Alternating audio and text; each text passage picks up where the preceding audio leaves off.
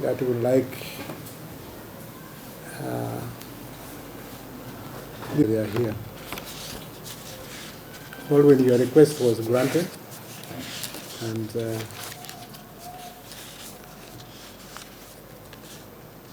we will what we have been discussing. Okay?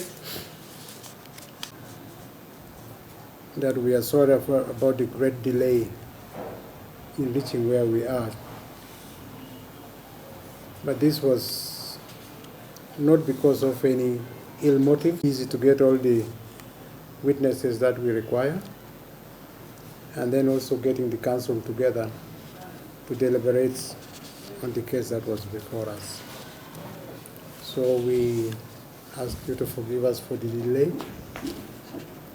and I'm glad that it is coming to an end as far as the council is concerned. We have listened to a number of witnesses.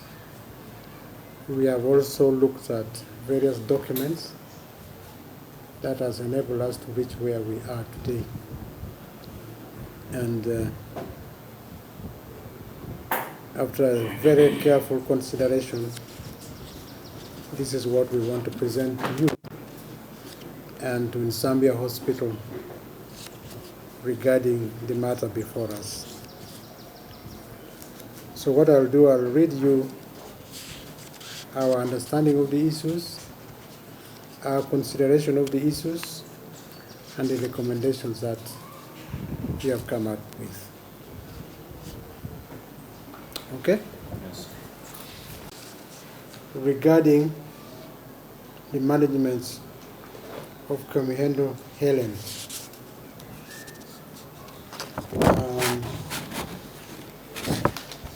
The complaint was that there was unprofessional management by Nsambya Hospital of the delivery by Kyomuhendo Hellen on the night of 20th April 2016.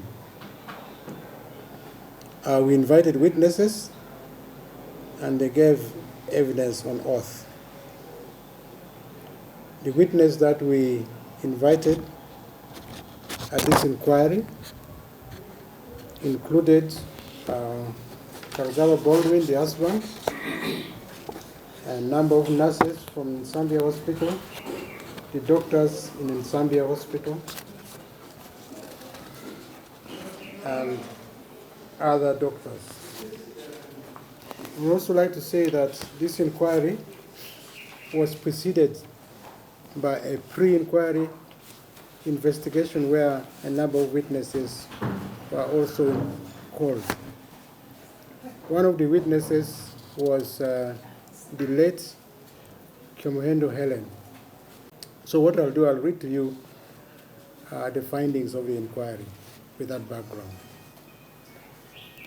One of the witnesses that we invited was you, Karagaba Baldwin, the husband to Hellen. You stated that your wife, now deceased, had attended antenatal care from Life Link Hospital, Namugongo. But when she was almost due for delivery, she requested that she delivers from Nsambya Hospital, where her mother, who is a midwife, had trained from. That they made a booking for delivery at Nsambya Hospital. On the 27th of April 2016 at around 10 p.m., they went to Nsambya Hospital after Hellen felt labor-like pains. On examination, they were informed that Hellen was in labor and she was given black tea as instructed by the midwives. At that time, you were the only attendant that night. That Hellen gave birth at around 1:30 a.m. and after about 40 minutes, the baby was handed to them and Hellen was transferred to a private room. That from the time they went to the room, Hellen was bleeding. But since they were both new to parenthood, they thought that it was him. He asked for a midwife to check on Hellen, as the bed was soaked with blood. Unfortunately, the midwife did not come, And without examining the patient, she said the bleeding was normal. At around 5:30 a.m., he stated that Hellen stood up to go to the toilet. Blood gushed out onto the floor, and she cried out in pain. That at that moment, he shouted for a midwife as he needed help, as he helped Hellen back on the bed. The midwife at that time examined Hellen and also cleaned the room. Hellen was seen and reviewed by a doctor at around 8 a.m. That when Hellen's mother came in at around 10 a.m., she noticed that Hellen had a pale hand and a tongue. She screamed loudly that her daughter was dying and needed blood immediately. That Hellen was put on a drip and oxygen and transfused with about 7 units of blood. That they stayed in hospital for about a week, and though she was still weak, she was discharged.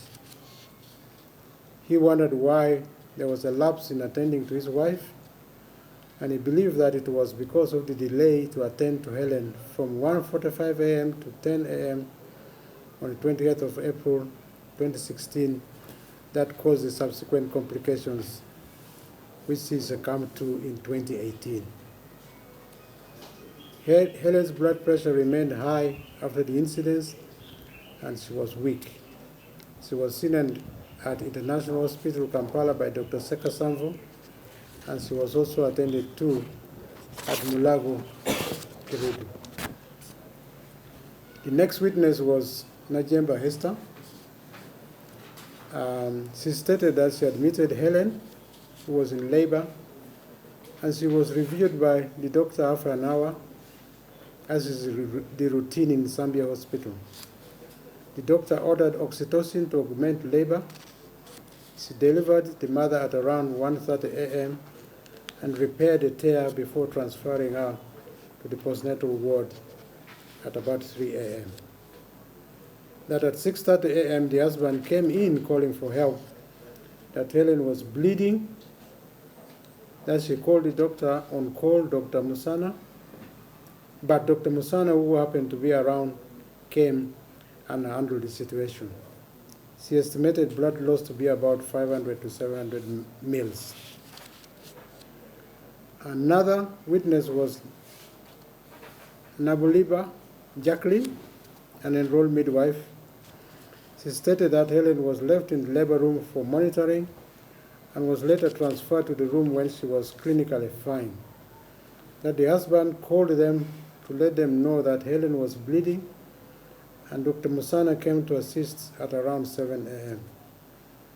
That monitoring was done 4 hourly, that the volume of blood on the bed was estimated at about 100 mils, and only drops were found on the floor. The other witness was Dr. Musana Othniel, an obstetrician at the same hospital. He's head of Department of Obs and Gynae. He stated that while doing his routine rounds at around 7 a.m., he was informed about a mother who had bled. That on examination he found a stable mother, dry bed, kept warm and being monitored. Her vitals were normal with pulse at 90. That he expelled clots from the uterus and noted the blood loss to be about 100 mils. He was informed that blood loss earlier was about 1,000 mils, but he never documented that. He further stated that it is not bleeding that is used in determining whether a patient needs blood transfusion, but rather a change in the vital signs. However, in this case, the bleeding must have been excessive. He noted that the high blood pressure could be postpartum preeclampsia, which is managed the same way as preeclampsia by giving antihypertensives. He stated in the notes, neither was it stated that she was managed for pregnancy-induced hypertension. When Hellen came back for review, she had high blood pressure and preeclampsia, and was advised for admission, which she declined. She was prescribed antihypertensives. The other witness was Dr. Mpagi, John Baptist. He stated that he saw Hellen in the outpatient's clinic when she reported back for review. As she had high blood pressure, she handed the patient over to the senior house officer.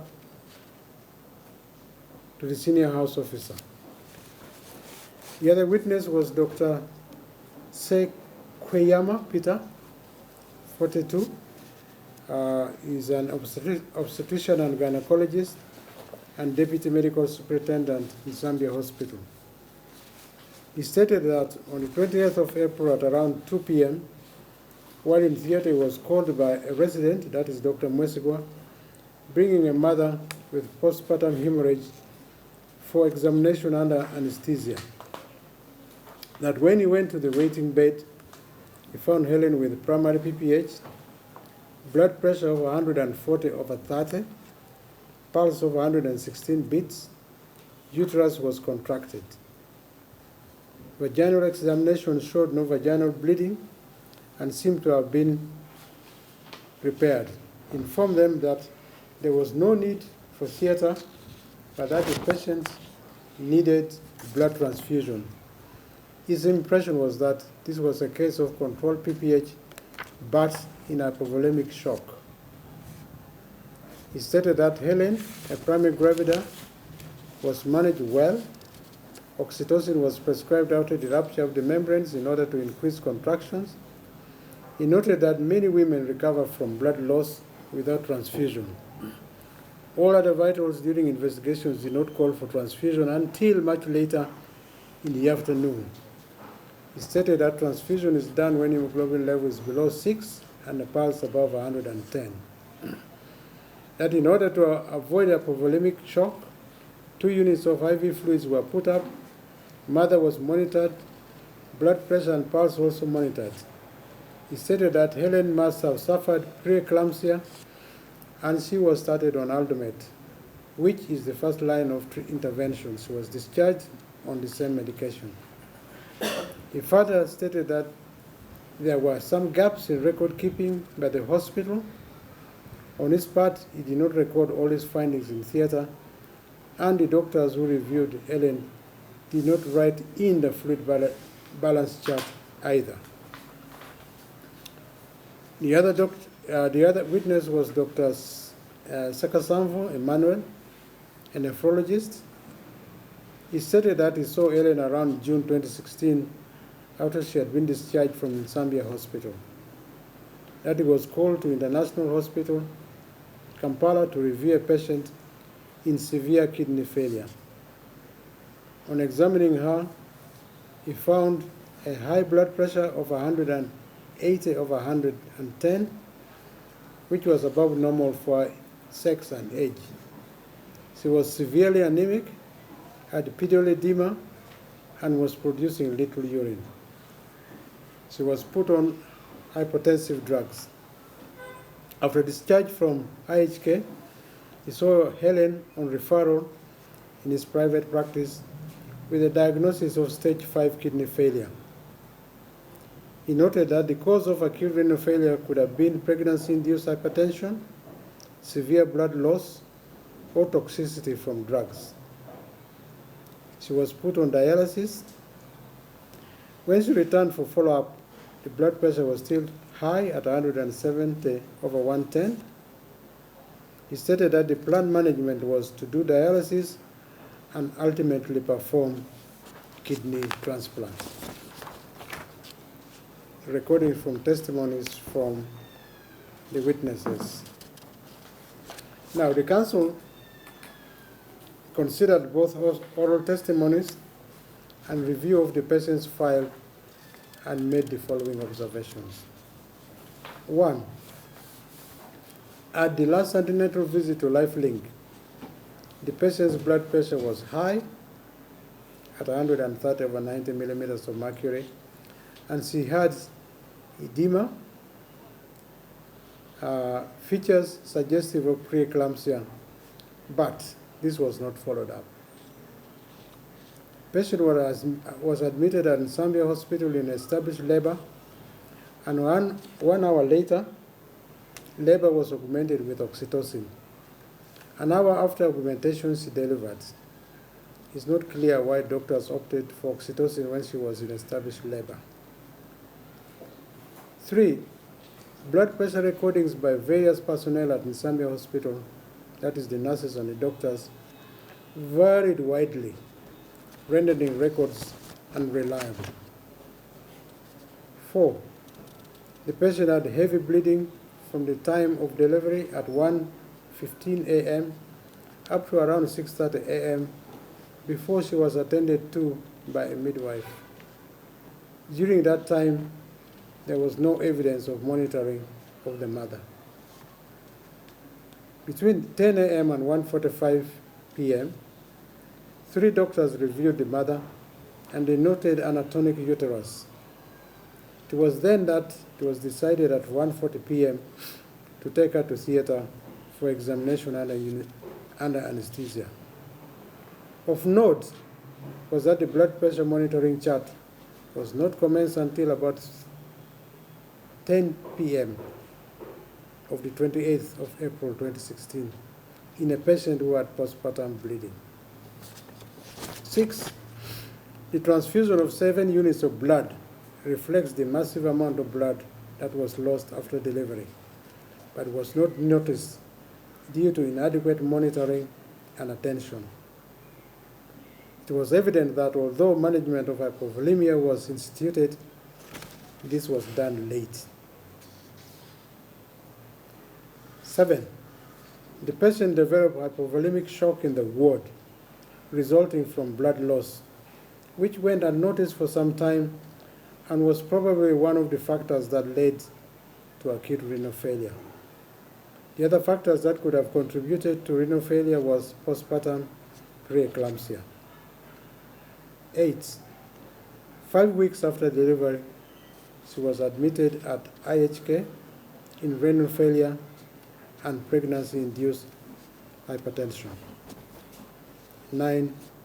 Council was informed that the patient later died in 2018.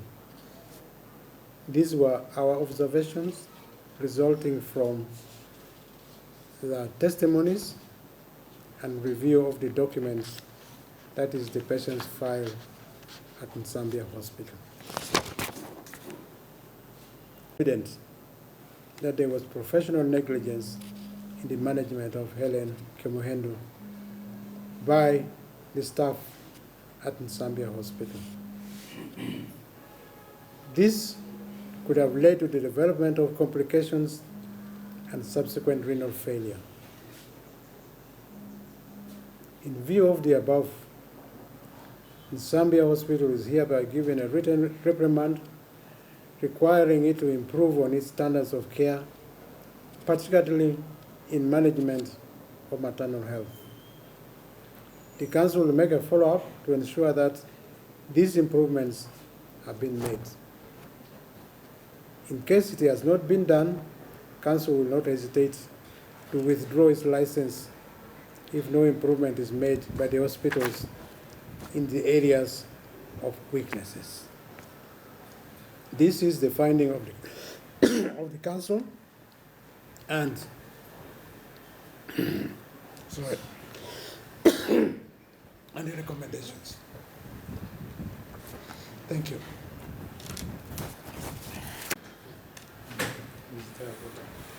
Wow.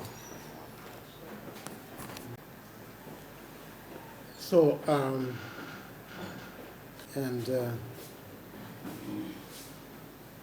Nsambya Hospital, this is the conclusion that we have arrived in after careful consideration of the evidence that is before us. And we would like to believe that we have learned a lesson as a profession. We have learned a lesson as healthcare providers from what befell Hellen Kyomuhendo. and that the lessons learned should lead to improvement in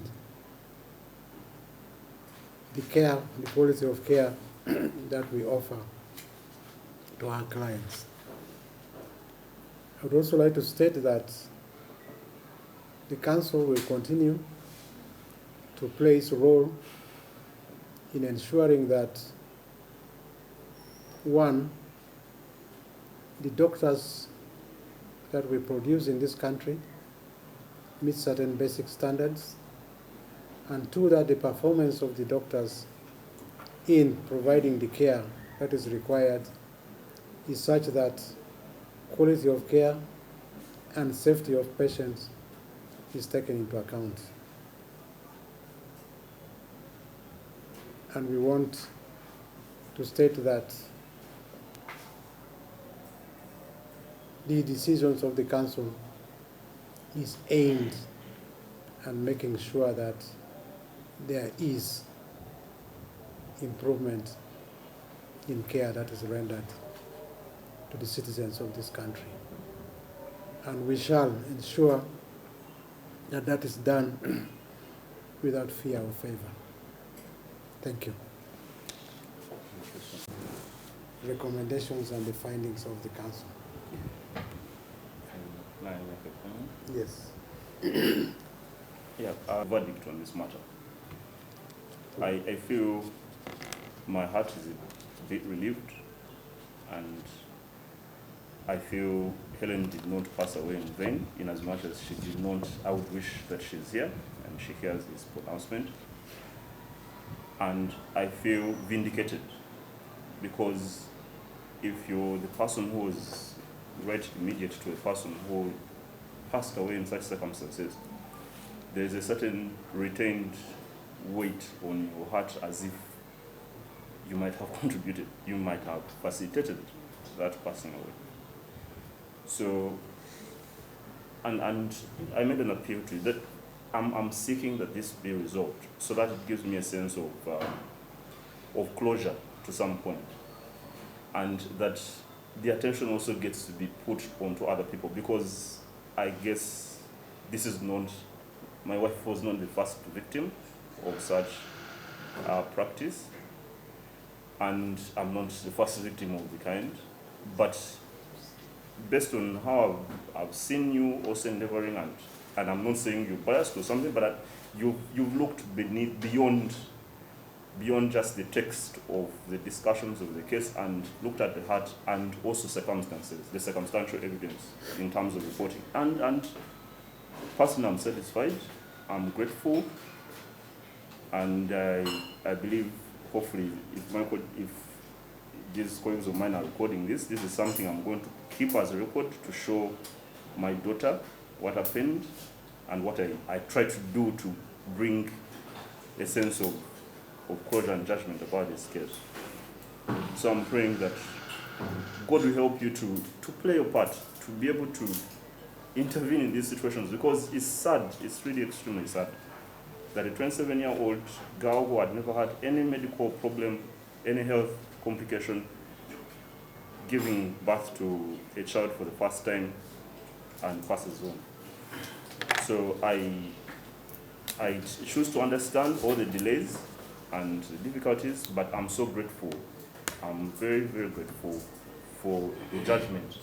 And I pray that Nsambya Hospital will reflect, and they will be considerate, both in the systemic revision of their own performance of the healthcare system, but also look at my family, and if they find that this conclusion is implicative of their own improper maybe practice, they should make a reflection, and at least and be human. And I have a daughter there, I am here, and they need to take some kind of degree of reflection and also consideration to deal with this matter, not just to kick it under the rug. So I thank you so much, Dr. Okulu. I thank you, all of you doctors, and I pray for God to bless you for what you've done.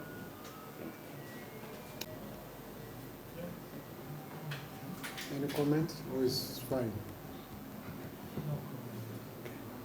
Be a big thing when you feel guilty that you could have done something, but now In Nsambya, I just want to say, as you have seen in our ruling, that there are gaps coming to you specifically to discuss issues that may be need improvement, and that together with you we should be able to identify those areas of weaknesses and suggest how we can address them and ensure that they are implemented. Thank you. Maybe a question. The council does not award compensatory remedies. And me, from my background as a lawyer, you think a client comes to you seeking not just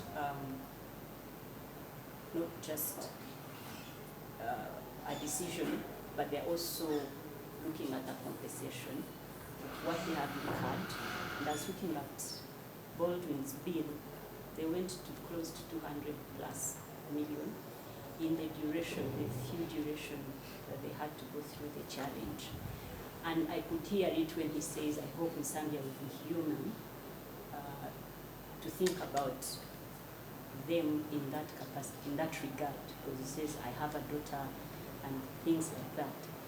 In light of the decision, maybe this should be with Kamala, I don't know. In light of the decision, how should he proceed? Should he sit on the table with Nsambya and look at humanly how he can be compensated so that they don't have to go through the nasty court battles again? What guidance does the council give? You know what, to yourself. You're a legal person, so you should actually be answering that question. But let me answer the first part. Unfortunately, our act does not allow us to recommend compensation. All that we do is to identify where areas might have occurred. It allows us to take action against the medical professionals, that is the doctors and the dentists. And we have got our way of doing that. But beyond that, the Act does not allow us to recommend the compensation. But, and that's why I said you're asking yourself how you should interact with Nsambya. You've got our ruling, you've got our understanding, and I think it's now up to you and Nsambya to say if this is what has been found and this is what obtained, how should we address this? Do you want to do this on a table, or do you want this to go to some other levels? I think that is now between Baldwin and Nsambya Hospital. It will end here, and maybe it extends into a follow-up. I'm very grateful. I'll forever be grateful. All right. Thank you. Okay, thanks.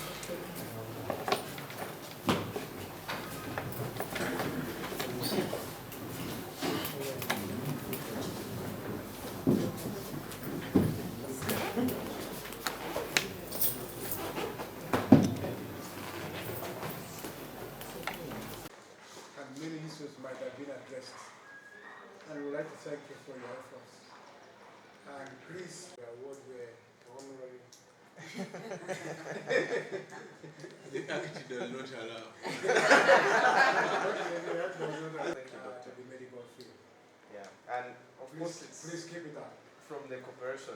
You know, doctors are, it is a closed group. Now I have a space. Yeah. I'm grateful for the time that you offer. Thank you. Good. So shall we, is Walter, what does he say? I don't know where you got to work. I'm going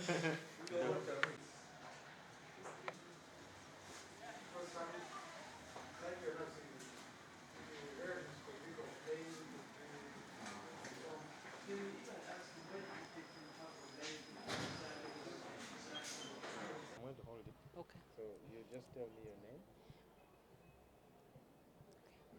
My name is Sharon Murungi. I practice with Araka Saidra and Partners Advocates. And I am very privileged to have been the one to do this case. How did I get the case? Baldwin's story broke out on social media about the plight his wife had gone through and the response he had received on social media from Nsambya Hospital. So I picked it up. I gave him a call. I'm interested in professionalism. I believe that as a lawyer, as a doctor, as a nurse, if you are a trained personnel, you should do your work very well. So I picked it up. I met Baldwin and a few of our friends. We're Christians. And I believe that as a Christian, when somebody is affected, I am affected. So we met with Baldwin and his wife then, and I had a chat with them, and we agreed that we should write to Nsambya Hospital about her condition. At the time, they were actually raising funds so that she could go to, I think, India for a kidney transplant. All the paperwork had been done, but they didn't have funds, and the public was responding. And we thought that Nsambya would be considerate and maybe acknowledge they are wrong and make a humble contribution. I was shocked when I took them the notice. I was rudely welcomed, and with that kind of reception, then we thought, with what the family was going through a legal battle was going to be very costly and stressing and really draining on Baldwin's part. So we agreed, which was a good thing. He said, I want to concentrate on my wife's health for now. Let me not be drawn up into a court battle. But he was still interested in justice being done. So I said, the medical profession has a body that governs it, just like the lawyers. We have the law council. If you handle a client unprofessionally, they can take you to law council. So we thought then we take the matter to the medical council, and we filed our complaint. It's been 3 years, and to us, this decision is a breakthrough, not only for Baldwin and his family, but I believe for the entire country. At least we now know that the council is concerned about the healthcare system of our country. So, what do we do as lawyers? When you get instructions, you're looking for bread originally, but this was not about us earning from a misfortune. We just wanted to see that Baldwin gets justice. Now that the decision is in his favor, Nsambya has been found to have been professionally negligent. His wife passed on. He has a little baby that he has to raise single-handedly. I believe that he deserves compensation. So if Nsambya is interested in settling the matter, we'll sit around the table and agree on the figure. If they are not willing, we'll definitely go to court for compensation and general damages. I believe that that's the right way. Baldwin and his wife, who really couldn't live to see this decision, I believe that they should be compensated for the loss that they have incurred. Mu Uganda, era kansa esazeewo nti Nsambya Hospital yalagajalira omulwadde wo yali era kiki kye mugenda okuzzaako gwe nga munnamateeka wa Baldwins ne family ye? Mu bimpimpi kye tugenda okuzzaako era oba kugenda mu kooti kooti netuwa ssente oba Nsambya eveeyo egambe nti tulinaako ssente bwe ziti tukanye. Kubanga Baldwin bw'olaba ssente ze asasaanya mu kulabirira omukyala we zisukka mu miliyoni 2. Ezo ssente nyingi. Nsambya eveeyo waakiri muwe ezo ssente alabirira omwana we, ekyo kye kigenda okuddako.